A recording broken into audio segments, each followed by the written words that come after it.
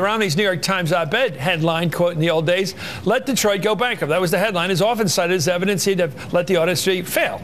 And in fairness, Romney didn't select the headline, but within Romney's column is evidence he'd have withheld federal money from the auto industry when it was needed. Romney wrote there, quote, "A managed bankruptcy may be the only path to the fundamental reconstruction the industry needs. It would permit the companies to shed excess labor, pension, and real estate costs. The federal government should provide guarantees for post-bankruptcy financing." Well, Steve Rattner, you're the expert. Chris, get in here in a minute, but it seems to me if I wanted to borrow some money from somebody to stay alive as a company, I'd remember who turned me down. And if they came along a couple years later and said, "Of course I was going to give you the money, I'm going to give you guarantees, but unless nobody gave you the money, what are you guaranteeing?"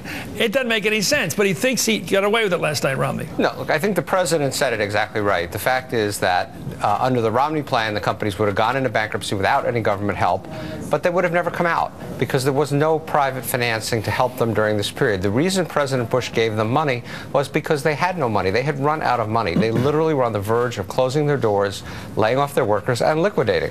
And so bankruptcy means bankruptcy.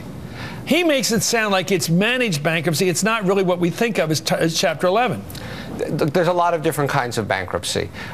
There's what we did, which was a special kind of bankruptcy that was this quick bankruptcy that we did within 30 to 60 days. Romney would have put them into a regular Chapter 11, would have led to something we call Chapter 7, which is liquidation, because nobody was going to finance these companies while they were in bankruptcy. Can you say, as a car expert and as well as a financial expert, that if Obama hadn't taken the extraordinary step of going in and lending them at $80 billion or whatever it was, that they would have died?